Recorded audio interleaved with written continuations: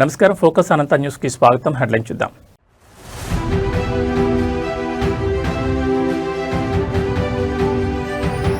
విజయవాడ లోక్ భవన్లో ఘనంగా ప్రమాణ స్వీకారోత్సవం. హాజరైన గవర్నర్ అబ్దుల్ నజీర్, సీఎం చంద్రబాబు.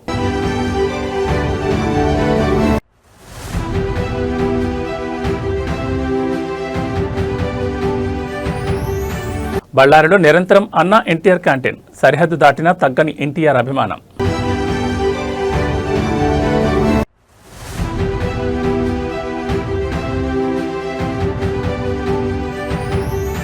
కేంద్ర ప్రభుత్వ వైఖరిపై తీవ్ర ఆందోళన. తెలంగాణకు పారిశ్రామిక పెట్టుబడులు దూరమయ్యే ప్రమాదం.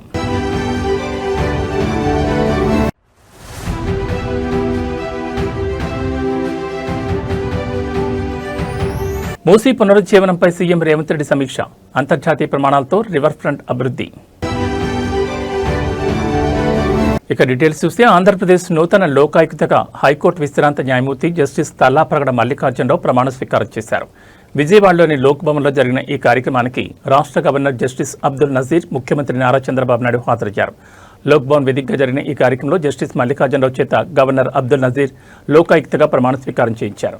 ప్రమాణ స్వీకారం అనంతరం గవర్నర్ మరియు ముఖ్యమంత్రి చంద్రబాబు ఆయనకు దుశ్శాల్వ కప్పి పుష్పగుచ్చాలు అందించి అభినందనలు తెలిపారు. ఈ కార్యక్రమంలో పలువురు హైకోర్టు న్యాయమూర్తులు, మంత్రులు, సీఎస్, డీజీపీతో పాటు పలువురు ఉన్నతాధికారులు పాల్గొన్నారు. జస్టిస్ మల్లికార్జునరావు 5 ఏళ్ల పాటు ఏపీలో లోకాయుక్త పదవిలో కొనసాగనున్నారు. ప్రజాప్రతినిధులు ప్రభుత్వ ఉద్యోగాల్లో జవాబుదారీతనాన్ని పెంపొందించడం, అవినీతి మరియు పరిపాలనా లోపాలపై వచ్చే ఫిర్యాదులను విచారించడంలో లోకాయుక్త కీలక పాత్ర పోషించనుంది.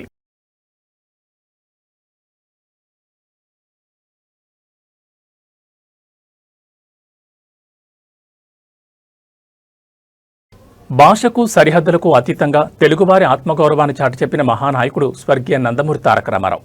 కర్ణాటకలోని బళ్ళారి తెలుగు ప్రజలు ఆయనపై చూపుతున్న అభిమానం, సొంత నిధులతో అన్నా ఎన్టీఆర్ క్యాంటీన్ నిర్వహిస్తూ తెలుగువారి సేవానిరతిని చాటుతున్న తీరు ఎంతో గొప్పది.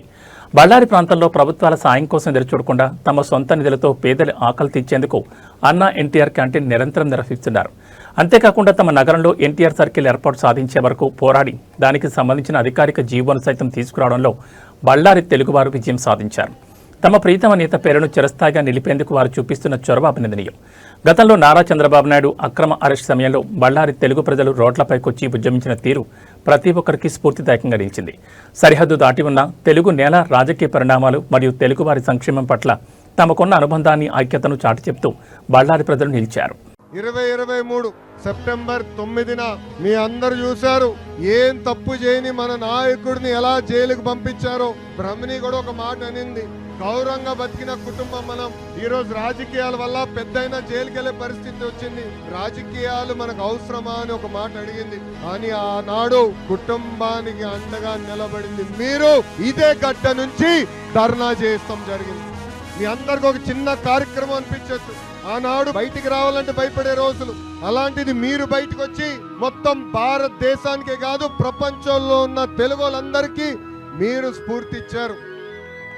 మీ అందరి చిన్న కార్యక్రమం అవ్వచ్చు, కానీ ఆ రోజు రోడ్డు పైకి వచ్చారే, అది మాకు కొండంత బలం, ధైర్యం ఆనాడు మీరు ఇచ్చారు. అందుకే పిలిపిస్తున్నా, మీకు అండగా మేము నిలబడతాం. రండి, ఆంధ్ర రాష్ట్రానికి కూడా రండి, కలిసికట్టుగా ముందరికెళ్దాం. మా లక్ష్యం ఒకటే, తెలుగు జాతి ఎక్కడున్నా ఐక్యత అవసరం, కలిసికట్టుగా ముందరికెళ్లాల్సిన అవసరం. నిజంగానే మిమ్మల్ని అందరినీ అభినందించాల్సిన అవసరం చాలా చాలా ఉంది. ఎందుకంటే బెల్లారిలో ఏకంగా అన్న క్యాంటీన్ ఏర్పాటు చేసి సొంత నిధులు ఖర్చు పెట్టి ఈరోజు అన్న క్యాంటీన్ నడిపిస్తుంది ఇక్కడున్న తెలుగోలు. అంతేకాదు ఇక్కడున్న ప్రభుత్వంతో పోరాడి జియో తీసుకొచ్చి అన్నగారు పేరు పైన కూడా ఎన్టీఆర్ సర్కిల్ ఏర్పాటు చేశారంటే ఎంత చేసినా మీ రుణం తీర్చుకోలేం. వేదికమైన ఉన్న పెద్దలు, వేదిక ముందున్న మీరందరూ కూడా త్వరలో ఇక్కడ అన్నగారి విగ్రహం ఏర్పాటు చేయాల లక్ష్యంతో పనిచేస్తున్నారు. తప్పనిసరిగా తెలుగు జాతి ఆత్మగౌరవం, తెలుగు జాతి గుండె చెప్పుడు అంటే గుర్తొచ్చే ఒకే ఒక్క పేరు మన అన్న ఎన్టీఆర్. ఆయనకి అందించే ఘన నివాళి తెలుగోలు ఎక్కడున్నా ఆయన విగ్రహం ఏర్పాటు చేస్తాం అనేది ఆయనకి ఇవ్వగలిగిన గౌరవం. కేంద్ర ప్రభుత్వం అవలంబిస్తున్న వైఖరి కారణంగా తెలంగాణ రాష్ట్రానికి రావాల్సిన భారీ పెట్టుబడులు దూరమయ్యే ప్రమాదం ఉందని ఆందోళన వ్యక్తమవుతోంది. రాష్ట్ర ప్రగతికి, పారిశ్రామిక అభివృద్ధికి కేంద్రం నుంచి ఆశించిన స్థాయిలో సహకారం అందకపోవడంపై తీవ్ర అభ్యంతరం వ్యక్తమవుతోంది. తెలంగాణ హక్కుల సాధన కోసం, రాష్ట్ర అభివృద్ధి కోసం కేంద్రంపై గట్టి ఒత్తిడి తెస్తామని స్పష్టం చేశారు. దేశంలోనే వేగంగా అభివృద్ధి చెందుతున్న తెలంగాణకు మౌలిక వస్తువులు, పారిశ్రామిక ప్రోత్సాహకాలు మరియు ప్రాజెక్టుల అనుమతుల్లో కేంద్రం ఆలస్యం చేస్తోందని ఆరోపణలు వెల్లువెత్తున్నాయి. అంతర్జాతీయ కంపెనీలు రాష్ట్రంలో పెట్టుబడులు పెట్టేందుకు ముందుకు వస్తున్నప్పటికీ కేంద్ర ప్రభుత్వ విధానాల వల్ల ఆ అవకాశాలు చేజారిపోయే ప్రమాదం ఉందని ఆందోళన వ్యక్తం చేస్తున్నారు. నిధుల కేటాయింపులు, బడ్జెట్ కేటాయింపుల్లోనూ తెలంగాణకు తీవ్ర అన్యాయం జరుగుతోందని మండిపడ్డారు. రాష్ట్ర ప్రయోజనాల విషయంలో రాజీ పడేదే లేదని, తెలంగాణకు రావాల్సిన ప్రాజెక్టులు, నిధుల సాధన కోసం కేంద్రంపై నిరంతరం ఒత్తిడి తెస్తామని స్పష్టం చేశారు. అవసరమైతే పార్లమెంట్ వేదికగా మరియు ఢిల్లీ స్థాయిలో తమ నిరసనను వ్యక్తం చేసి రాష్ట్ర హక్కులను కాపాడుకుంటామని హెచ్చరించారు. ఇంకా నువ్వే చెప్పాలి. ఇప్పుడు ఇంటర్నల్ కారణం ఇన్వెస్టిగేటివ్ జర్నలిస్ట్గా నువ్వు చెప్పాలి. ఈరోజు తెలంగాణకు జరిగిన నాకు వ్యక్తిగతమైన పర్యటన కాదు, వ్యక్తిగతంగా నాకు అక్కడ వెళ్ళడానికి చేయడానికి ఇప్పుడు కొత్తగా ఏం నేను అమెరికా చూడటం లేదు, మొదటిసారి కాదు, ఇది చివరిసారి కాదు. కానీ ప్రభుత్వము, కేంద్ర ప్రభుత్వం రాష్ట్ర ప్రభుత్వానికి అనుమతి నిరాకరించడం ద్వారా మంచి యూనివర్సిటీలను పేదల కోసం తెచ్చే అవకాశం కోల్పోతున్నాం, మంచి క్రీడలకు సంబంధించిన పెట్టుబడులు ఆకర్షించలేకపోతున్నాం. తెలంగాణ రాష్ట్రంలో విదేశీ పెట్టుబడులను ఆకర్షించడానికి ఇది అంతరాయంగా మారుతుంది. ఇదే మా ఆవేదన, ఇదే మా ఆక్రోశం. కేంద్ర ప్రభుత్వానికి వ్యతిరేకంగా we are registering our protest against government of India. They cannot run government like dictatorial system. Hyderabad నగర ప్రగతికి అత్యంత ప్రతిష్టాత్మకమైన మూసీ నది పునరుజ్జీవనం మరియు అభివృద్ధి ప్రాజెక్టుపై ముఖ్యమంత్రి రేవంత్ రెడ్డి సమగ్ర సమీక్ష సమావేశం నిర్వహించారు. సచివాలయంలో జరిగిన ఈ సమీక్షలో ప్రాజెక్టు పురోగతి, డిజైన్లు మరియు అమలు కాబోయే మాస్టర్ ప్లాన్పై అధికారులకు సీఎం కీలక ఆదేశాలు జారీ చేశారు. మూసీ పరివాహక ప్రాంతాన్ని అంతర్జాతీయ ప్రమాణాలకు అనుగుణంగా తీర్చిదిద్దే లక్ష్యంతో ప్రభుత్వం కార్యాచరణ రూపొందిస్తోంది. మూసీ ప్రక్షాళన, డ్రైనేజ్ వ్యర్థాలు నదిలో కలవకుండా మురుగునీటి శుద్ధి ప్లాంట్ల నిర్మాణం మరియు వాకింగ్ ట్రాక్లు, టూరిజం హబ్ల ఏర్పాటు పనులను వేగవంతం చేయాలని సీఎం రేవంత్ సూచించారు. నిర్వాసితుల పునరావాసం విషయంలో ఎలాంటి లోటుపాట్లు లేకుండా మానవీయ కోణంలో నిర్ణయం తీసుకోవాలని అధికారులను ఆదేశించారు. హైదరాబాద్ను గ్లోబల్ సిటీగా మార్చడంలో మూసీ రివర్ ఫ్రంట్ ప్రాజెక్ట్ మైలురాయిగా నిలవనుందని ముఖ్యమంత్రి పేర్కొన్నారు. నిధుల సమీకరణ, పీపీపీ నమూనాలో చేపట్టాల్సిన పనులు మరియు వివిధ దశల్లో పూర్తి చేయాల్సిన లక్ష్యాలపై అధికారులతో సుదీర్ఘంగా చర్చించారు. పనుల నాణ్యత, కాలపరిమితి విషయంలో ఎక్కడా రాజీ పడొద్దని సీఎం స్పష్టం చేశారు.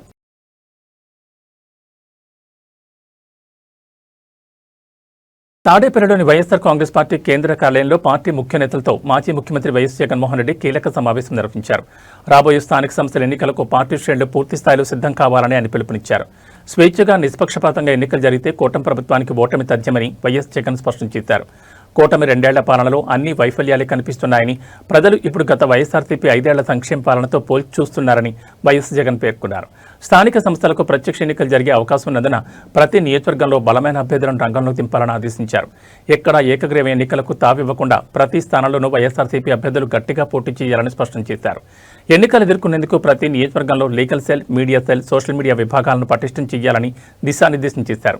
సెప్టెంబర్ 5 నుంచి వరుసగా జిల్లా, నియోజకవర్గ, మండల స్థాయి సమావేశాలు నిర్వహిస్తామని, సెప్టెంబర్ 23 నుంచి వెన్నుపోటు పార్టీ, వెన్నుపోటు పాలన బుక్లెట్తో ఇంటింటి ప్రచారం చేపట్టనున్నట్లు జగన్ వెల్లడించారు. కాళేశ్వరం ప్రాజెక్టు పరిధిలోని మేడిగడ్డ, సుందేళ్ల, అన్నారం బ్యారేజీల వద్ద నీటిని లిఫ్ట్ చేయకుండా కాంగ్రెస్ ప్రభుత్వం రైతుల జీవితాలతో ఆడుకుంటోందని బీఆర్ఎస్ సీనియర్ నేత, మాజీ ఎమ్మెల్యే గండ్ర వెంకటరమణారెడ్డి తీవ్రస్థాయిలో ధ్వజమెత్తారు. నాణ్యత పరంగా బ్యారేజీలు బాగున్నాయని వివిధ సంస్థలు స్పష్టం చేసినప్పటికీ నీళ్లను ఎత్తిపోయిపోవడం దారుణమన్నారు. గడచిన 3 ఏళ్లుగా మేడిగడ్డ వద్ద నీటిని లిఫ్ట్ చేయనందుకు ముఖ్యమంత్రి రేవంత్ రెడ్డి ముక్కు నేలకు రాసి ప్రజలకు క్షమాపణ చెప్పాలని డిమాండ్ చేశారు.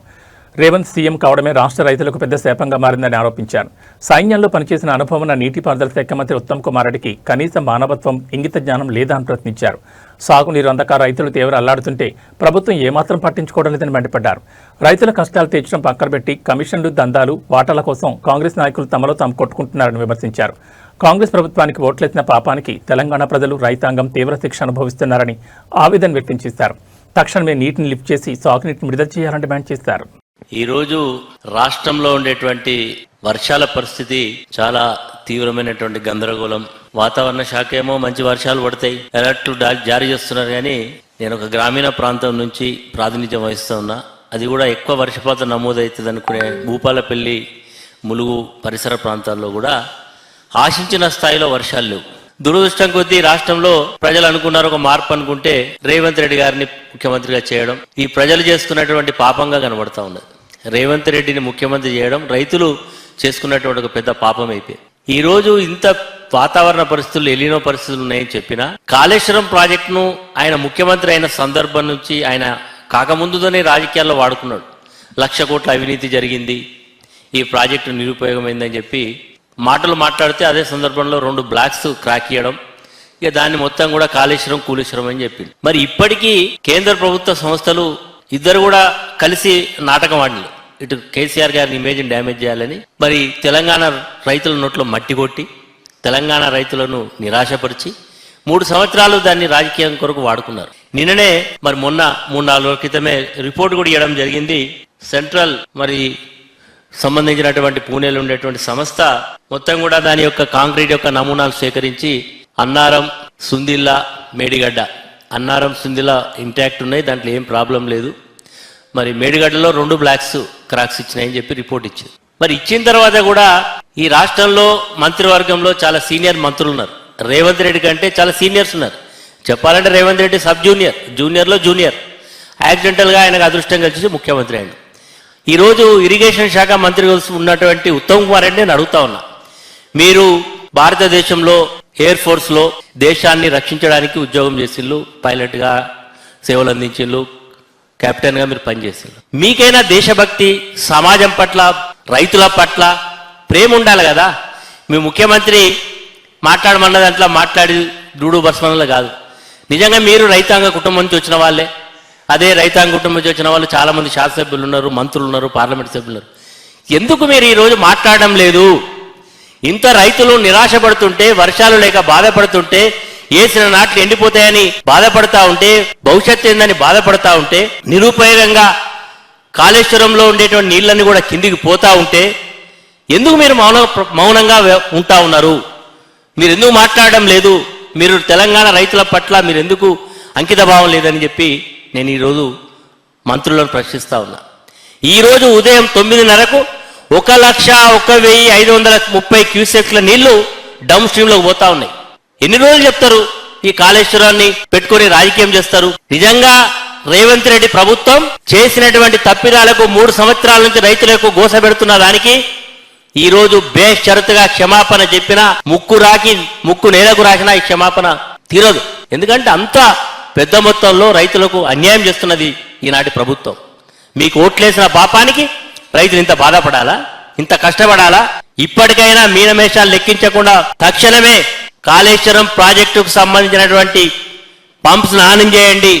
తెలంగాణ కాంగ్రెస్ పార్టీలో తీవ్ర చర్చనీయాంశంగా మారిన మంత్రి కొండా సురేఖ ప్రణాళిక సంఘం ఉపాధ్యక్షులు చిన్నారెడ్డి వ్యవహారంలో టీపీసీసీ క్రమశిక్షణ కమిటీ తమ నివేదికను పూర్తి చేసింది. హైదరాబాద్లో టీపీసీసీ అధ్యక్షుడు మహేష్ కుమార్ గౌడ్ను కలిసిన కమిటీ బాధ్యులు నివేదికను ప్రత్యక్షంగా అందజేశారు. టీపీసీసీ క్రమశిక్షణ committee chairman Mallu Ravi, vice chairman Shyam Mohan కలిసి టీపీసీసీ అధ్యక్షులు మహేష్ కుమార్ గౌడ్కు ఈ సమగ్ర నివేదికను సమర్పించారు. మంత్రి కొండా సురేఖ చేసిన కొన్ని వ్యాఖ్యలు, అలాగే చిన్నారెడ్డికి సంబంధించిన అంశాలపై వచ్చిన అభ్యంతరాలు, ఫిర్యాదులను పరిశీలించిన క్రమశిక్షణ కమిటీ పూర్తి స్థాయిలో అధ్యయనం చేసి ఈ రిపోర్టును తయారు చేసింది. పార్టీ క్రమశిక్షణ, అంతర్గత సమన్వయం దెబ్బతినకుండా ఉండేందుకు నివేదికలోని ముఖ్యాంశాల ఆధారంగా టీపీసీసీ చీఫ్ మరియు కాంగ్రెస్ అధిష్టానం తదుపరి చర్యలు తీసుకోనున్నారు. సదరు నేతల నుంచి వివరణ కోరతారా లేదా హెచ్చరికలు జారీ చేస్తారా అనే అంశంపై కాంగ్రెస్ వర్గాల్లో తీవ్ర ఉత్కంఠ నెలకొంది.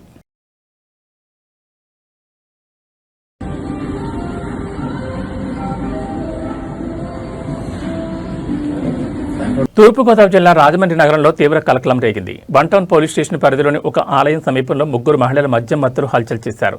దారిని వెళ్తున్న 2 యువకులతో అనవసరంగా గొడవ దిగి వారిపై భౌతిక దాడులకు పాల్పడడం స్థానికంగా తీవ్ర చర్చనీయాంశంగా మారింది.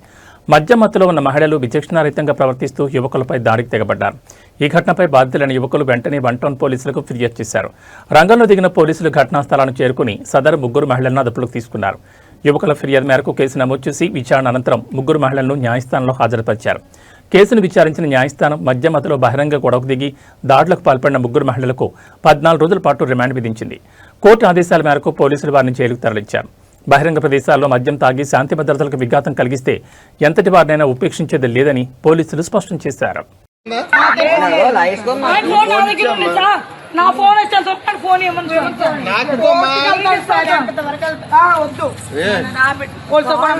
డైరెక్ట్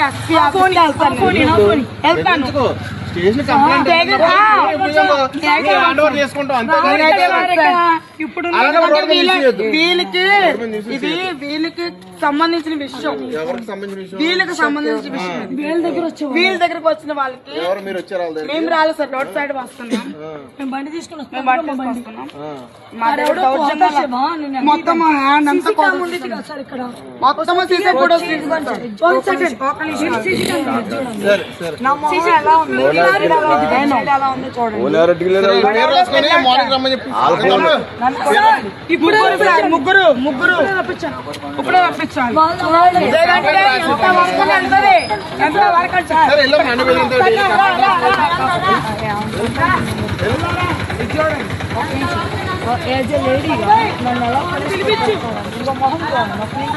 ఏమ్మా మిమ్మల్ని కొడుతుంటే ఎవరు కాపాడారు? ఎవరు కాపాడారు? ఎవరు? వాళ్ళు ఎవరు కాదు. మిమ్మల్ని కొడుతుంటండి ఎవరు కాపాడారు? మిమ్మల్ని కొడుతుంటే ఎవరు కాపాడారు? మిమ్మల్ని కొడుతుంటే నేనే కదా కాపాడాను. మిమ్మల్ని కాపాడింది ఎవరు? నేనే కదా కాపాడాను. వాళ్ళు కొడుతుంటుంటే నేనే కదా కాపాడాను. నేను రెస్పాన్సిబుల్ అంటే నా చల్లాలి కట్టుకెళ్ళిపోతామ్మా. మిమ్మల్ని కొడుతుంటుంటే నేను ఆఫ్ చేసి నేను చూసుకుంటున్నాను. ఎందుకు నా వైర్ షూటింగ్ మీకు ఆల్రెడీ వాడు పర్సన్ తెలుసుంటాడు కదా, ఎందుకు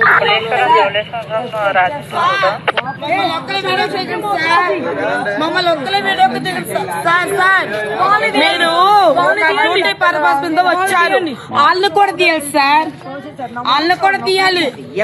మిమ్మల్ని కొడుతుంటే కాపాడింది ఎవరు? మందు అమ్ముకున్నారు వీళ్ళు మొత్తం అమ్ముకున్నారు.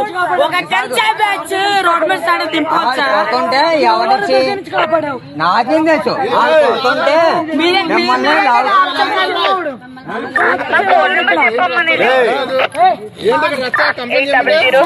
ఇక్కడ కూడా ఏంటి? వంటానమ్మా వంటాను మెయిన్ రోడ్ లో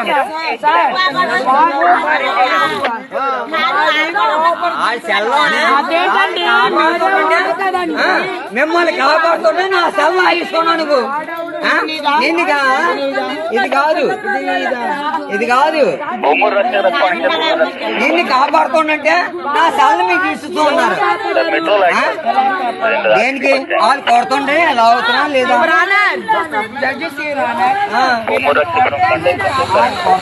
నేను మామూలుగా సూర్యాపేట జిల్లాలో అత్యంత విషాదకర ఘోర రోడ్డు ప్రమాదం చోటు చేసుకుంది. కోదాడ మండలం ద్వారకుంట సమీపంలో ఆగి ఉన్న కంటైనర్ను వేగంగా వచ్చిన ప్రైవేట్ ట్రావెల్స్ బస్సు ఢీకొట్టడంతో 5 ప్రయాణికులు అక్కడికక్కడి దుర్మరణం చెందారు. ప్రమాద తీవ్రతకు మరో 20 మంది ప్రయాణికులు తీవ్రంగా గాయపడ్డారు. హైదరాబాద్ నుంచి ఏలూరు వెళ్తున్న బస్సు ద్వారకుంట వద్దకు రాగానే రహదారి పక్కన నిలిపి ఉంచిన కంటైనర్ను బలంగా ఢీకొట్టింది. ఢీకొట్టిన తీవ్రతకు బస్సు ముందు భాగం పూర్తిగా నుజ్జునుజ్జై కంటైనర్ కిందకు దూసుకెళ్లింది. నిద్రమత్తులో ఉన్న ప్రయాణికులు తీవ్ర దిగ్భ్రాంతికి గురయ్యారు. బస్సు శకలాల మధ్య ఇరుక్కుపోయిన బాధితులను కాపాడమంటూ చేసిన ఆర్తనాదాలతో ఘటనా స్థలం భయాందోళనగా మారింది. సమాచారం అందుకున్న వెంటనే స్థానికులు పోలీసులు ఘటనా స్థలానికి చేరుకుని సహాయక చర్యలు చేపట్టారు. జేసీబీ సాయంతో బస్సును పక్కకు తొలగించి శకలాల్లో ఇరుక్కున్న వారిని బయటకు తీశారు. గాయపడిన 20 మందిని వెంటనే సమీపంలోని కోదాడ మరియు సూర్యాపేట ప్రభుత్వ ఆసుపత్రులకు తరలించి చికిత్స అందిస్తున్నారు. ప్రమాదానికి అతివేగమా లేక నిద్రమత్తు కారణమా అనే కోణంలో పోలీసులు కేసు నమోదు చేసి విచారణ జరుపుతున్నారు.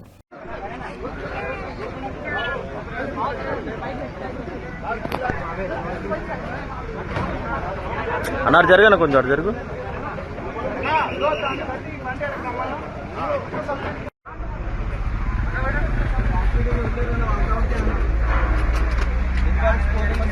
అన్న ఈ సీట్ మధ్య ఉన్నారా?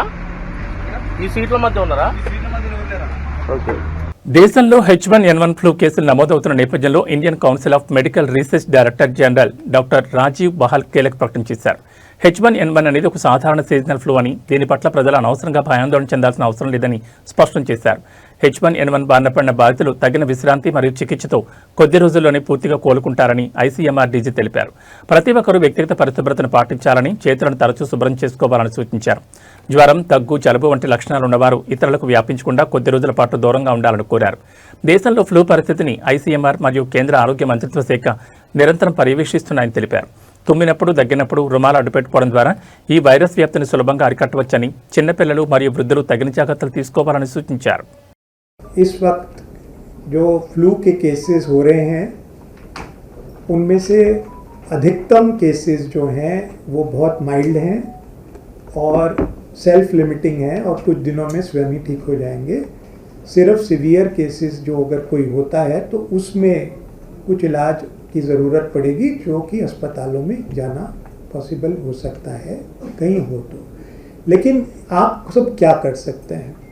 यदि आप बीमार हैं तो कोशिश करें कि 2-3 दिन जब आप बीमार होते हैं, जब आपको खांसी, जुकाम, गले में दर्द, बुखार या शरीर दुखता है, वो पहले 2-3 दिन जो हैं ज़्यादा लोगों से ना मिलें और रेस्ट करें। और उसको अगर आप मिलें तो थोड़ा सा डिस्टेंस उनसे बना के रखें, लोगों के बहुत पास ना जाएं। यदि खांसी करें या छींकें तो अपने फेस को, अपने मुंह को और नाक को कवर कर लें, जिससे कि ये फैले नहीं। बार बार अपने हाथ धोएं। और बाकी लोग भी जो बीमार नहीं भी हैं, जिनको फ्लू नहीं है, वो भी अपना हाथ दिन में कई बार अगर धोएंगे और थोड़ा सा डिस्टेंस बना के रखेंगे दूसरे लोगों के से, जिनको जो खांसी आ रही है या ज़ुकाम है या बुखार है, तो वायरस जो है वो कम फैलेगा। यदि आप लोग ये चीज़ों के ऊपर ध्यान दें तो आपको फ्लू होने का चांस कम हो जाएगा। लेकिन किसी भी तरह की इस वक्त चिंता की आवश्यकता नहीं है इस बीमारी की वजह से। ये एक सीजनल बीमारी है, सीजनल फ्लू है, और इस वक्त ये मानसून की पीक है। और उसके ऊपर हम लोग ICMR से, मिनिस्ट्री ऑफ हेल्थ से पूरी सिचुएशन के ऊपर पूरा ध्यान से उसको मॉनिटर कर रहे हैं। लेकिन एज सिटीजन्स आपको इस वक्त इस चीज़ की किसी प्रकार की गहरी चिंता या चिंता करने की आवश्यकता नहीं है। హైదరాబాద్ బులియన్ మార్కెట్లో పసిడి వెండి ధరల పరుకు కాస్త విరామం ఇచ్చాయి. నేడు మార్కెట్లో బంగారం, వెండి రేట్లు స్థిరంగా కొనసాగుతుండటంతో కొనుగోలుదారులు ఊపిరి పీల్చుకుంటున్నారు. ప్రధాన నగరాల్లోని ప్రధాన పసిడి వర్తకుల సమాచారం ప్రకారం వివరాలు చూస్తే హైదరాబాద్ బులియన్ మార్కెట్లో 24 క్యారెట్ల 10 గ్రాముల మేలిమి బంగారం ధర 1,63,750 వద్ద స్థిరంగా కొనసాగుతోంది. అలాగే ఆభరణాల తయారీకి ఉపయోగించే 22 క్యారెట్ల 10 గ్రాముల పసిడి ధర 1,50,100 రూపాయల వద్ద నమోదైంది. అంతర్జాతీయ మార్కెట్ హెచ్చుతగ్గులు మరియు ద్రవ్యోల్బణ ప్రభావంతో పసిడి ధరలు ఈ స్థాయిలో స్థిరపడ్డాయి. మరోవైపు వెండి ధరలు కూడా స్థిరంగానే ఉన్నాయి. కిలోగ్రాము వెండి రేటు 2,65,000గా ఉంది. అయితే తెలుగు రాష్ట్రాల్లో ప్రాంతాన్ని బట్టి, వర్తకులను బట్టి స్థానిక పన్నుల కారణంగా రేట్లలో స్వల్ప తేడాలుండే అవకాశం ఉంది. తెలంగాణ రాష్ట్రంలో ఇవాళ కూడా వర్షాలు కొనసాగే అవకాశం ఉందని హైదరాబాద్ వాతావరణ కేంద్రం తెలిపింది. రాష్ట్రంలోని పలు జిల్లాల్లో ఉరుములు, మెరుపులు, ఈదురుగాలులతో కూడిన వర్షాలు కురిసే అవకాశం ఉందని పేర్కొంటూ పలు జిల్లాలకు ఎల్లో అలర్ట్ జారీ చేసింది. గ్రేటర్ హైదరాబాద్ మరియు పరిసర ప్రాంతాలైన మేడ్చల్, మల్కాజ్గిరి, వికారాబాద్, రంగారెడ్డి, సంగారెడ్డి, మెదక్, కామారెడ్డి, మహబూబ్ నగర్, వనపర్తి, నారాయణపేట, జోగులాంబ, గద్వాల జిల్లాల్లో ఉరుములతో కూడిన వర్షాలు పడే అవకాశం ఉంది. వాతావరణంలో వచ్చిన మార్పుల కారణంగా నిమిషాల వ్యవధిలోనే మబ్బులు కమ్మి వర్షం కురిసే అవకాశం ఉందని అధికారులు వెల్లడించారు.